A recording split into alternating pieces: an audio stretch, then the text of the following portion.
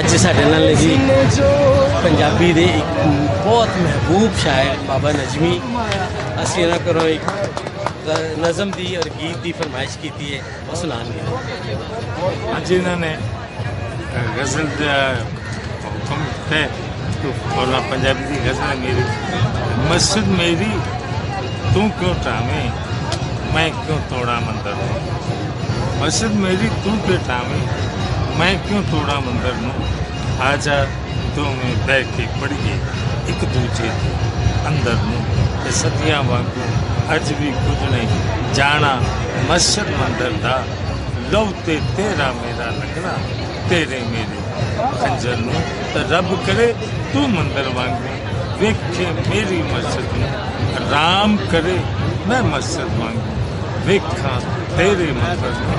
ते तू बिस्मिल्ला पढ़ के मैनू नानक दा प्रसाद पढ़ा। तू बिस्मिल्ला पढ़ के मैनू नानक दा प्रसाद पढ़ा। मैं नानक दी बाणी पढ़ के दियां हुसैनी लंगर नूं। ते साडे सिंघां हसदे रहना खुली टहंदी रहनी है। जिन्ना तिकर नथ ना पाए नफरत वाले डंगर नूं। ऐसा नहीं आना बाबा तेरा मुड़ के मेला वेखण लई। शक्लां वेख के देंदे ने वरतावे तेरे लंगर नूं।